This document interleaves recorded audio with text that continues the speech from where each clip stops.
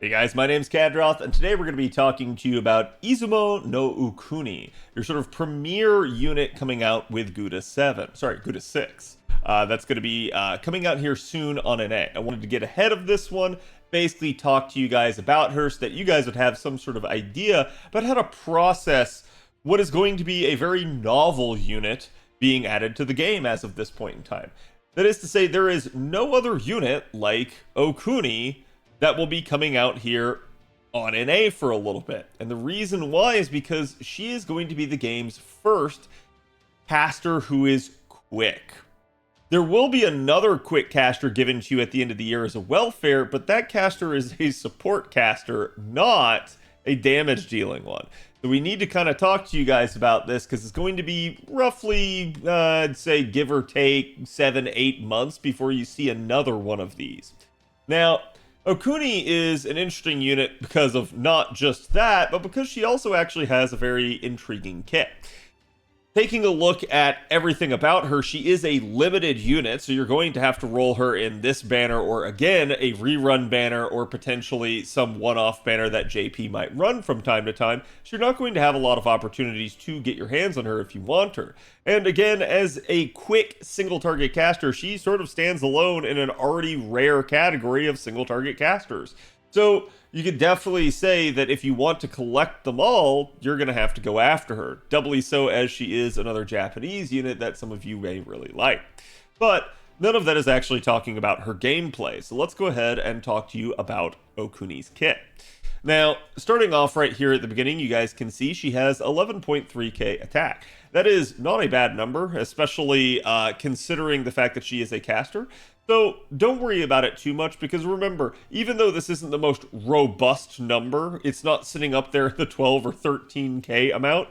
Remember, you do have foes, you do have other things that you can do to increase it, but at the end of the day, a lot of it's just going to come down to having enough modifiers, and Okuni does have that. So don't judge a book by its cover too much here with regards to the attack and HP stat, because again, the HP stat is also not very rigorous, coming in at only 12.9, but there's a reason for that one as well, and I don't think you'll see survivability won't be her biggest issue, so much as it might be an issue in the fact that you would be running her in quick comps a lot, and that would potentially cause you some survivability issues.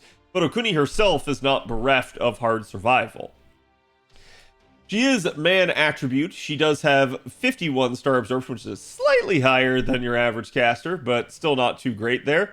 She has 10.9 star generation, and again, NP charge attack of 0.8 right here, which is on the higher end, and you can assume why, given the fact that she is a quick unit. Quick units very often have issues with their NP gain. This is just due to the fact that quick only gains 1.0 times the amount rather than the 3.0 times that arts gets. So this is where arts can usually get away with more in their case. So that's why, again, you're going to see a quick unit with higher NP charge attack amounts compared to an arts unit. Her NP charge defense here is only 3%. Nothing too much to write home about there. And then the death rate is 42%, which is a little bit high, but again, just don't take her into situations where she'd be getting death. But considering most units that can use death are assassins, oh boy, that might be an issue. So it just depends. Make sure you use her and take steps accordingly. Granted, if you're using her in a quick comp, Scotty does have death resistance, so that actually will work to her benefit for once, assuming you can get Scotty to her NP. Her alignment here is going to be chaotic good. She is female gendered, and we don't even have to zoom out for the traits because she doesn't have that many, which usually is a good thing for a unit when they're going to be an enemy against you, because it means there's not that much for the player to exploit when fighting the unit. However, for the player, it means there's not that much for the enemy to exploit, but that's rarely something that you have to worry about too much. So she is humanoid, servant, 7-night servant, and weak to enemy elish only. So not a laundry list of traits like we normally see on most units nowadays. She does have a double buster, double quick deck with only the single arts card. Her hit counts are all basically average, with the one exception being the quick cards are 4 hit instead of 3 hit. And that actually is going to work to her advantage, as again, she is a quick unit. She will actually be decent for you with the performance of the quick cards. But the other cool part about this is, since we have clairvoyance, we know that Summer Scotty is coming. And Summer Scotty actually helps buff not only quick, but also Buster crit. So as a result, you guys can see having the 2 Buster cards is now going to be a better thing for quick going into the future. So having that extra Buster card there instead of another arts card, well, yeah, she won't have as much capability to NP gain. Because of that, she will at least have that extra crit potential that could help her in carding situations or just hit harder when she needs to stretch the damage coming off the back end of an MP. So this is really a decent thing for her to have, given what we know the support outlook will be in the future for her. With regards to her skills and her kit here, you guys can see that she starts out with a 3-turn steroid to both quick and buster of 30%. That's not some crazy 50% steroid, but it is both card types, which is going to cover, again, as you saw, 80% of her card deck. Really a nice situation to have here, as it means that her cards will just perform well naturally whenever this buff is active. But to top that off, she does also end up with a self-evasion for 2 attacks, 3 turns. So it's not quite protection from arrows, but hey, that's not bad, and you will have the ability to sort of survive multiple hits with it. Given its multi-turn duration as well, that also means you don't have to worry too much about, oh crap, do I use the steroid now and get the damage but then die really immediately after? Or, hey, do I use this on this turn instead, save it for the turn you need it for potentially living, but then lose out because you didn't have the steroid to do enough damage in the first place. So you avoid that hard choice between doing enough damage and then dying, or doing too little damage but staying alive. Instead, you just get the best of both worlds, since everything here is multi-turn. Again, though, this is all on a 7-turn cooldown, and I think you will see that, at least 2 of Okuni's skills here have longer cooldowns, and there's a reason for that. Her second skill here is going to increase her own critical star absorption for 1 turn by 1000%. This is a nice hefty modifier, and I can flat out tell you that while it won't soak every star to her, it is going to be a welcome addition, given that casters don't have the best star absorption in the game. And so as a result, having the ability to soak stars to your quick unit is always going to be a nice thing, and thankfully whenever you're running alongside a unit like OG Scotty there, she's also a caster, so this is just going to help her soak up the stars from her support. This is going to also increase her critical damage by 100%, and that's probably a big takeaway that you should have from this. If you guys remember, Scotty herself increases quick crit damage, so having a unit have the ability to increase their own crit damage by 100% is just bonkers, especially as you start to look towards the future with Summer Scotty and her ability to buff Buster crit. This is not centric to one card type. This is all of her crit damage by 100%, so it doesn't matter if you're buffing quick crits or Buster crits, Okuni will be able to pop off with regards to those crits. So the only issue is going to be her actual star generation then, from what we can see here. She will also get the effect of granting a self on attack activate debuff for 1 turn that, just to put into simple terms, whenever she critical attacks an enemy, she will inflict them with defense down by 10% for 3 turns. Not too bad. It's going to be a very nice thing, but it's only going to be for the turn of duration that you use this skill. So you will need to use this on the turn that you're trying to crit, but if that wasn't already apparent by the 1 turn durations of the absorption and the crit damage, I don't know what to tell you. Again, this one's only on a 5-turn cooldown, so relatively short. Definitely something that if you're in a more long form or knockdown drag out fight, you could easily get back to this and use it multiple times.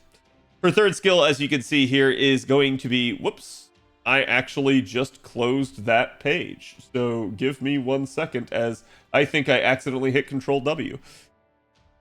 And I know that from bad experiences earlier. But basically, you guys can see she's actually one of the rare units that also will reduce cooldown reduction. So I've seen a lot of talk about upcoming units, particularly a unit like Summer Ibuki that has it in her kit. And yes, she's not alone. There are other units out there that have one-off cooldown reductions, including Thomas Edison, Okuni here, as well as Maid Alter, all happen to have it on top of several others. So definitely this can be a boon to her, as it can be used not just on herself, but potentially on a support or someone like that to get them back to having their cooldowns up, either for survival purposes and protecting the party, or potentially even for charging Okuni. So that might work to her advantage. And you can see here, while the first aspect of the skill is targetable for the cooldown reduction, she does still get the 50% charge for herself. So this is what's going to be really nice and strong about her, is this is going to keep her in relative parity to some of our other single target casters. We definitely have felt some of the issues of, say, Shootin' Caster and for a long time Midrash, as neither of them really had charge, and how much that poorly impacted their capability compared to some of their counterparts. Okuni comes right out of the gate here with 50% charge, and that will help her keep pace with the likes of Ilya and Sanzang, and even, yes, a newer unit there in Charlotte Corday. So it's definitely going to be nice in terms of allowing her to be able to 3-turn. And you can see here, your star issue also gets solved as she gets a star bomb that's going to gain her 15 stars whenever she utilizes this. If you use this on turn 1, that means you get stars right away and you could just kind of pop off. Or if you delay this into a turn where maybe you've NP'd already and generated some stars from that, this might push you over the edge to kind of securing crits, or maybe getting everybody 100% crit star generation, or sorry, crit cards. And so that would allow you to really be able to secure the crits. And again, this one's going to be all on a 7-turn cooldown, but now you can kind of see why all of her cooldowns are long, given the fact that she does have a targetable cooldown reduction that she could use on herself. So essentially the way to think about this is, yes, you can deal with 7-turn cooldowns, or you can use it on herself and reduce it to 6. Or you could use it on someone else like we talked about and use it to get them back to another one of their cooldowns. It just depends on the situation and what you're trying to do. For her passive skills here, she has a rather odd territory creation, but this does sort of come with the territory for our casters. This is going to increase arts performance and critical damage each by 4%. She gets a unique item construction that's debuff success rate by 4% and critical damage by 4% again. And then, if you couldn't guess what this one's going to be, a new Okuni Kabuki EX, a unique passive that gives her 2 critical stars every turn, and yep, 4% critical damage again. So just from her passive, she gets 12% extra crit damage on top of that 100% that she'd be getting off the skill, plus anything else provided by her supports. Definitely a really nice crit-centric situation for her to have. Now, starting out with the appends here, I'm actually going to start with the third append, and the reason why is just to kind of inform you of its uniqueness. There are not a lot of units out there that actually manage to have good, useful third appends against the extra classes. Okuni is going to be one of those, as again, not only does she have a unique sort of niche against demonic enemies, but she's also going to end up having a append here going against pretenders. And given the fact that pretender is sort of your alter ego of the sort of knight class variety, where it deals more damage to knight classes and less damage to your cavalry triangle, this is actually going to work to her favor. Taking Okuni against a pretender is not a bad idea. Not like, assuming you don't actually have the true counter, which is a foreigner, to go up against, Okuni wouldn't be the worst case scenario if you did manage to have enough coins to unlock this. It's still not going to be my first choice for what you should get for your append, but it did warrant a discussion and a mention as it not being that bad of a third append compared to most others. Her mana loading is still going to be the first choice by and far, because of the reason being of her refund. You're going to want every scrap of charge you can get on Okuni just to allow her to start from better scenarios, better craft essences, name it. And so as a result, I definitely recommend getting that first and maxing it out if you can. Her first skill here is going to be the extra attack finesse. This will certainly help her out in situations where she'd be carding after the NP into a brave chain, maybe getting some extra NP gain off of that. Because remember, this isn't just enhancing your extra damage from the extra attack, it's also going to enhance star generation, which she'll benefit from, and NP generation, which she'll benefit from of the extra attack. So this one, to me, is probably a good choice for your second append to go for. The second append would be your first choice, and the third append would be, well, your third choice. That's how I would kind of approach them in terms of relevance. With regards to her NP, it is a 10-hit single target NP, and you might be thinking, wow, hey, she's probably going to generate a lot of Noble Phantasm. Well, we'll talk about the NP generation numbers here in a second. Again, it's quick. You just kind of need to know at this point to expect not very much. And as a result, she is going to then from there reduce one enemy's quick resistance by 20% for 3 turns, activating first. So this is nice because it goes out before the NP, is going to impact the damage of the NP, and it's going to stay on the target for 3 turns, meaning you can stack it and get even more capability if you are 3 turning against the same enemy. So really, really nice in that regard, as that can help the damage spiral and, again, improve NP gain potentially if you're hitting just the same enemy over and over again, maybe due to break bar or just an exorbitant sum of health.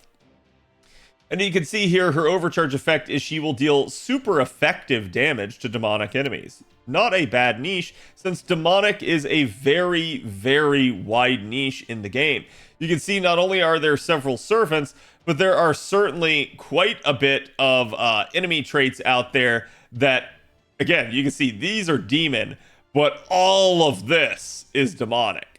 So there's quite a bit of stuff that does get impacted by this, including, and I've often talked about this, crabs. Crabs are demonic somehow. I don't know. I don't get it. Just nod your head and say, okay, I understand. Everything in this game is demonic.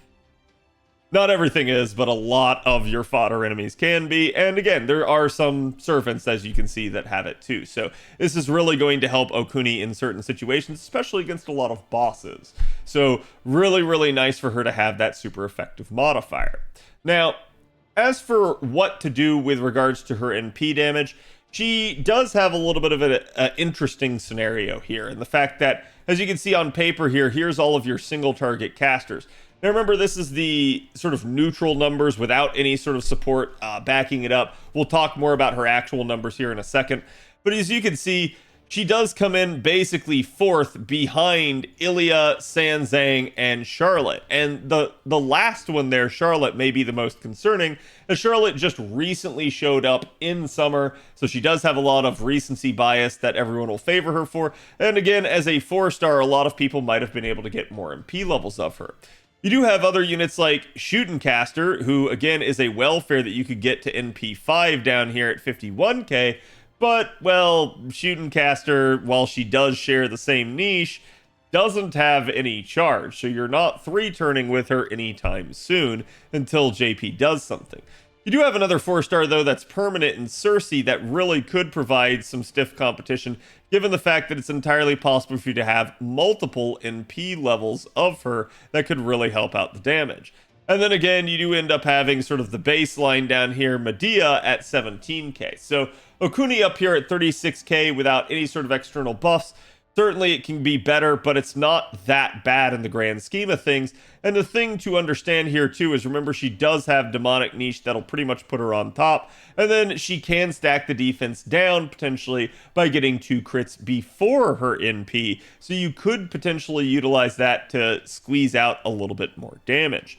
Again, up to you, but it is a strategy you could employ.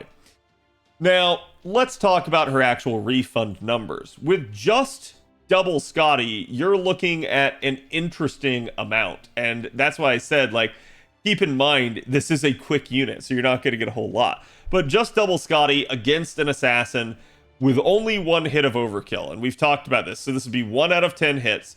But in order to get even a single hit of overkill, it just means you had to kill the enemy. If you kill an enemy, you will get at least 1 hit of overkill. So in order to get the baseline of 1 hit, aka saying you killed the enemy in the wave, you would be getting, with double Scotty against assassins, 18.9%. That is annoyingly shy of 19% that you would need for that to round up to an even 20. But the good news is, if you just wanted to get 19%, just get 2 hits of overkill, and that'll pretty much do it. So you don't have to worry about it too much. It's really not going to be that hard for you to actually just hit sort of that baseline assumption of 20 in most circumstances, unless the enemy is just really, really beefy and really, really hard to kill. And in that sort of scenario, you need to be thinking more about longevity anyways.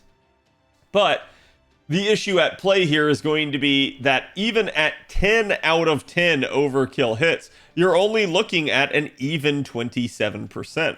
Now, these numbers can improve some with actual Summer Scotty, but it's still not enough that you can reasonably expect to get to 30% charge without carding. So assume for the time being that regardless of original Scotty or Summer Scotty, that you're going to be looking at more that 20% number, because again, you pretty much got to round down even if you can go over that. From there, though, I'm going to say your best sort of scenario for what you could pull off with Okuni would work like this. It would sort of be either Summer or OG Scotty and Oberon. And what you would run into is a scenario, if we work backwards, where maybe you get the 20% charge per turn. It's really not going to factor in too much. And maybe you start out with her append on turn 1. So imagine each one of these is one wave or one turn, if you will. And again, we can come in here and we could put in, say, Oberon's 50% on the final turn because we don't want to deal with his drain. We can also throw in Okuni's own 50% because we know that she has it and we know that we can use it. So as a result, that frees us up a little bit. Now, in here, we're just going to go ahead and drop both the Scotty 50% because that's where we could utilize it. And so you can see Okuni has the ability, especially with an append, with double Scotty and Oberon, to brute force about 220% charge. It's really, really solid. And actually, I say that's not including the append. With the append, it's actually 240. So as a result, what you could do is you could say, hey, maybe I'm going to start with sort of this like open wing type of formation with her, where you have one Oberon, Okuni, and then one Scotty in the front line. And if you do that, you could actually utilize Oberon's 20% charge turn 1. The reason that's significant is because if you combine that with a 20% append, you can now start from a 60% CE, which would be better than the alternative of starting with something like a K-scope. You can get a little bit of extra damage out of using a 60% CE.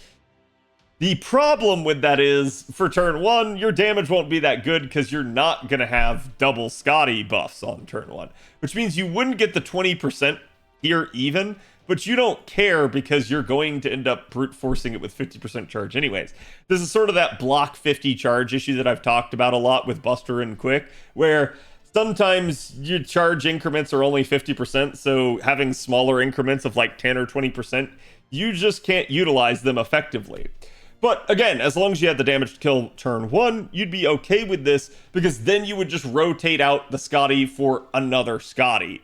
And as a result, then you would have both quick buffs as soon as turn 2. Basically, you would pop everything from the remaining Scotty and essentially then use Okuni and Oberon's remaining stuff to finish off the final charge increment. So that would allow you, like we said, to start from a 60% C. Now, you could start Okuni as low as 50%. But it does require some shenanigans. It basically requires you to do something like Summer Scotty, Reigns, and Oberon. And if you can do that, and again, you might be able to do it with original Scotty as well, but the concept at play there is to just sort of utilize Reigns' ability to break up charge to be able to start from 50% and not waste as much of those 20% charges on the back end.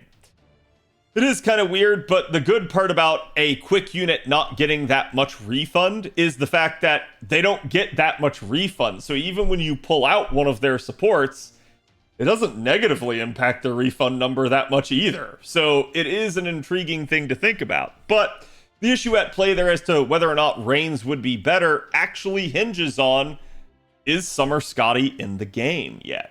And the reason why is because in order to do what I talked about and start from a 60%, that could actually be stronger than starting from a 50%. But it would require you to be able to have Summer Scotty in the game so that when you're only starting with one, you're not losing, if you will, any of those defense downs. Summer Scotty replaces a defense down with instead an attack up of 3 turns that just gets carried between waves. Whereas original Scotty has a defense down that must be placed on the wave. So if you're rotating out a Scotty in turn 2, that means you'd have to kind of use or lose the defense down on that turn. Thus, she wouldn't outperform the actual 50% starting charge Reigns comp in those scenarios. It's a little bit complex, but I hope you understand what I'm trying to say here, that essentially Reigns and starting from 50% would be better potential from a standpoint of Summer Scotty not being out. the second Summer Scotty is in the game, you don't lose any of that potential from swapping them, and thus starting from 60% would actually outscale. But it does ultimately depend on what you're trying to do. And so it really can depend on who that third support is that you're taking. Are you taking Oberon? Because Oberon, if you remember, can boost NP damage, and that could really help out depending on the craft essence coming into play. And so talking about that with you guys can see that sort of your go-to for a 60% C would be Knights of Marines. It's still just really, really strong. It's all attack scaling. It's from the original summer event, but it does occasionally get a banner here and there. It has 60% charge and 15% quick damage. Obviously, if you don't want to make it too rough, you can still start out with K-Scope. That is certainly a thing you can do. And you could even start out with Black Grail if you manage to, but that's going to be more situations where you think you're going to have carding coming into play, maybe up against break bars or sort of Servant Gauntlet, you name it. Either way, I wouldn't touch Black Grail unless you think that you have the capability of overcoming the charge deficit with card refund. And you're not going to get card refund if you're killing the enemy with your NP. So just keep that in the back of your mind. Holy Night Supper is going to be sort of your go-to old school 50% charge C, but a lot of people have a hard time getting their hands on this. The one good thing that we can say about Holy Night Supper is, yeah, not only is it going to give crit damage, but it also gives 15% NP damage that can be boosted by Oberon. But there are numerous other options in spite of that and since that, including Traces of Christmas, which is a 50% starting charge C that's all attack scaling. It has quick performance of 10% and NP generation of 10%. Could help Okuni some. It might help tilt her over to, certain well-rounded increments, but it's not going to push her probably to something like, say, 30%, because again, you just need a whole lot to get to something like that. There is also True Crimson Spear Trainer. This one was a gacha C, unlike Traces of Christmas, which was a welfare from an old lotto event. This one is essentially a gacha from an old lotto event, but it is a very nice craft essence that's all attack scaling, starting charge of 50%, critical damage of quick cards by 20%, and quick performance by 15%. And then we do end up having a sort of stellar option for NP damage of 15%, starting charge of 50%, and quick up of 8%. This is sort of like Ocean Flyer. The problem with this is Cherry Icicle is not all attack scaling. It sadly got gimped because I guess the Lightworks just hates quick in certain ways. And as a result of that, honestly, if you were to even just factor out the quick, then at that point, you could run Ocean Flyer instead? Especially if you've already managed to level it to 100, as that extra attack power really does make that much of a difference. So it's just up to you to determine that. And there is another one coming actually next year called Cranking. That's your Buster one. That's going to happen from the Bunyan Welfare, a Welfare C from the Bunyan collab event. And so you can go with that one if you choose instead as well. It's just up to you to determine which one you want. There are also your 4-star CEs like Vessel of Desires that are just 15% NP damage and 50% gauge. They don't scale as high, but if you're in a pinch and you just don't have anything better, you can use that. Same thing with Imaginary Number Attribute here. It's also another 4-star at 50% starting charge and 10% quick performance. So again, up to you to determine what you want to use. But there is one more C I'd like to mention. This is a C that's going to be coming out at the end of the year in the gacha that some of you might be rolling. That is to say, if you plan on doing Tunguska and you want to either bond it really efficiently or don't have a Black Grail, rolling that gacha might not be too bad because for once, and in probably a really scummy move, the devs put the damage CE for the event in the gacha. As a result, if you can manage to roll this one, like I said, it will give you extra damage and it will give you extra bond, but also you will manage to have an all attack scaling CE with 50% charge, 10% critical damage, and Buster and quick performance of 10% each. A really solid option for Okuni as she can kind of utilize all of those things down the stretch. So it's up to you to determine what you want to do. As for her actual numbers, if we're just kind of talking sort of double Scotty and Oberon right there, And this is actually assuming a K-scope right here, but you'd be looking at about like 71k for wave 1, 71k for wave 2, and 257k for wave 3. But again, I'm not sure that one's the best sort of solution, so it just depends. If you wanted to do, like I talked about, that Knights of Marines variant, you'd be looking more along the lines of about 100k for wave 1, 150k for wave 2, and 269k for wave 3. But those numbers did include Summer Scotty, so if you're using original Scotty, it just depends. You might need to tweak it some. So again, you can get some decent numbers out of her. The issue would be comparing her against some of her other contemporaries, like, say, again, Summer Charlotte. Summer Charlotte, if you put her in an appropriate comp there with basically double Castoria and Oberon, the issue with her is she can touch Black Grail, so her damage numbers get a little bit spicier even at NP1. So you're looking at 130k for wave 1, 130k for wave 2, and 297k, almost 298k for Charlotte NP1 with double Castoria, Oberon, and a Black Grail. So that kind of is sort of the issue, is her kind of necessity to start from 50% or even 60% in order to get the job done. But we can also compare her to some of our Buster units, which just really depends on what you're trying to do. And also sort of the units that you would manage to have alongside her. Compared to some of the Buster casters, Cersei in a double Oberon Koyan Skya setup would be looking at 134k wave 1, 134k wave 2, but 550k in wave 3. So definitely some punch there. And then Ilya as well could be, basically just at NP1. And that was actually NP2 Cersei. For NP1 Ilya, you'd be looking at a double Koyan Skya and Oberon setup. And at that point, it would be starting out with a 50% C. But you would be basically doing 90k wave 1, 124k wave 2, and 259k wave 3. And also, again, another addendum. The Cersei was, like I said, NP2, but also assuming an unlocked Depend and a Black Grail. So that's why her numbers were so crazy there. But then compared against something like Sanzang at NP1 with a max Depend, you'd be having to start out with like a 60% C. It's very similar to Okuni in this circumstance. And you'd be getting, a double Oberon with Koyan Skya set up on that one. And the best case scenario you're going to hope for at MP1 on Sanzang of that is going to be 91k, 111k on wave 2, and then 397k on wave 3. So again, Okuni is not going to be necessarily your powerhouse, but most of your powerhouses there are Buster, and that's because they get that sort of double dip from not only having a relevant support, but also just being able to have and fully utilize Oberon's third skill. Buster is always going to kind of have that advantage in terms of damage, but I think the issue with some of our single target casters, especially when we start looking at a unit like Cersei or Sanzang, is they have so much charge they can kind of brute force things. You can brute force things with with Okuni, but you're not necessarily going to get the same numbers. So you're going to be more looking at something like her demonic niche in order to really let her pop off.